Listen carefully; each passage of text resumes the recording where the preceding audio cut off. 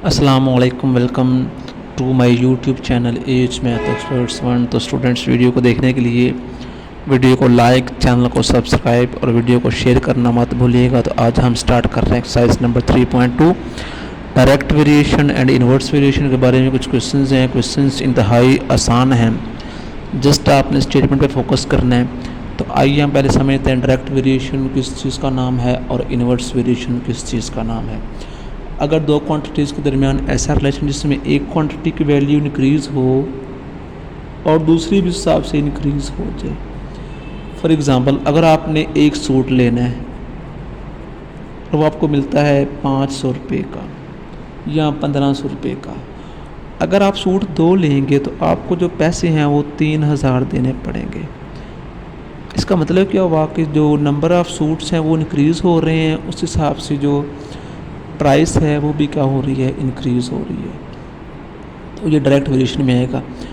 Inverse में क्या होता है, इसी में अगर हम एक वैल्यू कम हो दूसरी भी हिसाब से क्या हो जाए, रिड्यूस हो जाए, तो ये डायरेक्ट वेरिएशन है। यानी कि एक क्वांटिटी इंक्रीज़ हो दूसरी भी उसी रेट के लिहाज से इंक्रीज़ हो जाए तो वो डायरेक्ट है, या एक क्वांटिटी डिक्रीज़ हो दूसरी भी उसी लिहाज से डिक्रीज़ हो जाए तो ये इन्वर्स डायरेक्ट वेरिएशन है।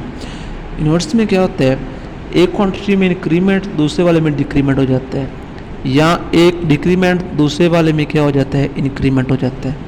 फॉर एग्ज़ाम्पल, 3 शख्स एक घर को प्लस्तर करते हैं 5 दिनों में। 3 मिस्त्री हैं, वो एक घर को मुकम्मल करते हैं 5 दिनों के अंदर, या एक कमरे को प्लस्तर करते हैं 5 दिनों के अंदर। अगर हम मिस्त्री कर देते हैं 6, तो जो दिन है वो मे बी 2 रह जाए, 1 रह जाए। इसका मतलब क्या हुआ कि एक क्वांटिटी में इंक्रीमेंट आया, दूसरी में क्या आ गया, डिक्रीमेंट आ गया। एक इंक्रीज दूसरी क्या हो गई है, डिक्रीज हो गई है। इस रिलेशन को बोलते हैं इन्वर्स रिलेशन। तो लेट्स सपोज एक क्वांटिटी y है, दूसरी क्वांटिटी है x। अगर दोनों के दरमियान डायरेक्ट रिलेशन तो उसको हम ये साइन लगाएंगे, मतलब y varies directly as x। अगर है इन्वर्स वेरिएशन, इन्वर्स रिलेशन, तो फिर हम लगाएंगे y1/x। तो जब भी ये साइन हम रिमूव किया करेंगे तो साथ हमने इक्वल लगाना करना है और कुछ ना कुछ कांस्टेंट आएगा साथ x। अगर इसके लिखते हैं y=k/x। तो इनकी हेल्प से अब हम क्वेश्चन को स्टार्ट करने लगे हैं। तो स्टूडेंट्स, अब हम स्टार्ट हैं एक्सरसाइज नंबर 3.2। स्टेटमेंट है if y varies directly as x, मतलब y डायरेक्टली x।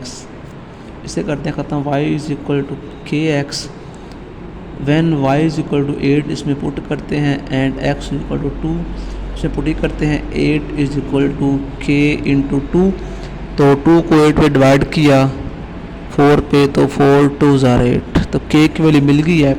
इसको यहाँ पे पुट करते हैं तो y=4x।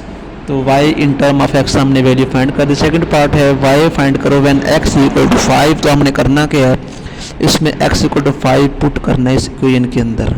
तो y=4 × 5, 4 5 20। तो थर्ड पार्ट में बोला हुआ है व्हेन y=28, मतलब y की जगह 28 रखना है, =4x। तो डिवाइड करेंगे 28/4 = x, तो 4 7 28, तो x वैल्यू कितनी मिल जाएगी, हमें 7 मिल जाएगी। तो जो क्वेश्चन नंबर 2 है, if y directly as x, मतलब y=kx, तो y की जगह पर 7 पुट करना है और x की जगह पर 3 पुट करना है। तो 7/3 = k। तो k की वैल्यू यहाँ रिप्लेस करते हैं, तो y = 7/3 साथ लग जाएगा x। y in term of x हमने फाइंड कर दी है। व्हेन x फाइंड करना है व्हेन y=35। हमने पुट, ये सेकंड पार्ट के लिए पुट करना है y=35 इस क्वेश्चन में। 35 = 7/3x, 7 5 35, 3 5 15। And when y find करना है जब x कितना हो, 18 इसके अंदर x की वैल्यू ने पुट करनी है, 18 पुट करनी है। तो y=7/3 × 18, तो 3 6 और 18, तो 6 7 42, यही हमारा आंसर होगा। तो क्वेश्चन नंबर 6 है, W varies directly as U cube, तो डायरेक्टली का साइन से ख़त्म करते हैं तो is equal to K U 3 और डब्ल्यू की वैल्यू उसने में दी हुई है 81 इज इक्वल टू के और यू की वैल्यू दी हुई है 3, ऊपर पावर 3 है तो 3 क्यूब करेंगे हम, तो 3 को किया तो 27, के डिवाइड करेंगे 81 को 27 पे, तो डिवाइड करने के बाद जो हमें रिज़ल्ट मिलेगा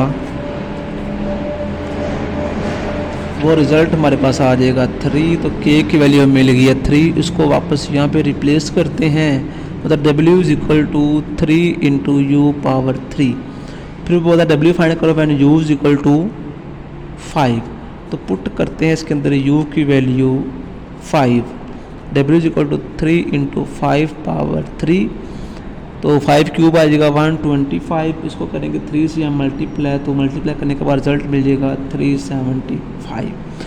if y is inversely as x, मतलब y इन्वर्सली x, तो y is equal to k over x, and y is equal to 7 put करना है और x इज इक्वल टू मतलब k over 2, 7 2s are 14 is equal to k की value यहाँ पे replace करते हैं, तो y is equal to 14 over x, find y when x equal to 126, put करना है x इक्वल टू 126, तो y is equal to 14 over 126, तो दोनों की हमने कटिंग करनी है, कटिंग के बाद रिजल्ट आ जाएगा 1/9।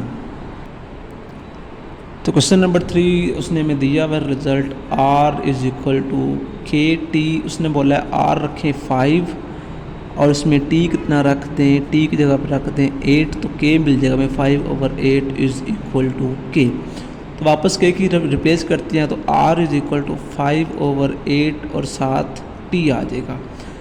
तो find equation in r and t, पहला question solve, also find r हमने फाइंड करना है when t is equal to 64, put करते हैं r is equal to 5/8 into 64, 8 8 64 और 8 5s are 40, r की value find, and t when r is equal to 20, फिर हमने t को फाइंड करना है, r कितना इसमें पुट करना है 20, तो रिप्लेस करते हैं इसके अंदर r20 is equal to 5/8t, तो 5 4 से 20, 8 4s are 32 is equal to t, तो यही हमारा आंसर होगा। तो नंबर 9 है नेक्स्ट, w डायरेक्टली 1/z, मतलब w is equal to k over z, इसमें w हमने 5 पुट करना है और k z रखना है 20, z रखना है 7, तो k ओवर 7, तो 7 5s are 35 is equal to k, k की वैल्यू वापस हम रिप्लेस करते हैं स्क्रीन के अंदर, तो w is equal to 35/z, find w when z is equal to, मतलब हमने w की वैल्यू फाइंड करनी है, तो z की वैल्यू हमने इसमें एंटर करनी है 175/4, तो इसमें रिप्लेसमेंट करते हैं, w इज इक्वल टू 35/175/4, तो फ्रैक्शन है, फ्रैक्शन के नीचे फ्रैक्शन है, जब इसको हम रिवर्स करते हैं ये डिवाइड ऊपर जाकर मल्टीप्लाई हो जाएगा, 35/4/175, इनको आपस में मल्टीप्लाई करेंगे तो आ जाएगा 140/175, इनकी कटिंग करनी है आपस में तो आ जाएगा 4/5।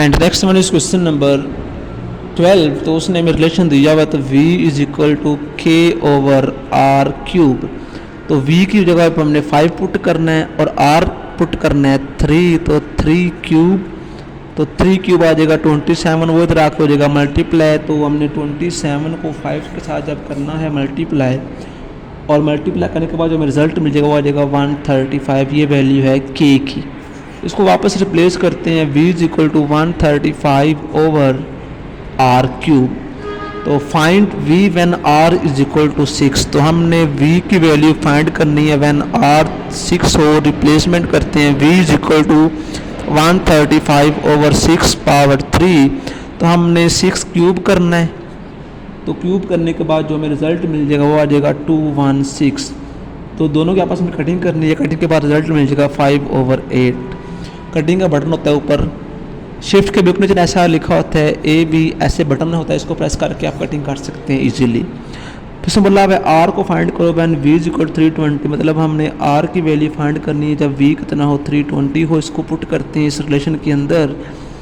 तो 320 is equal to 135 over r cube, जगह चेंज की आपस में, r cube is equal to 135 over 320, इनके आपस में हम कटिंग करें इसको बल्कि हम फैक्टराइज करेंगे।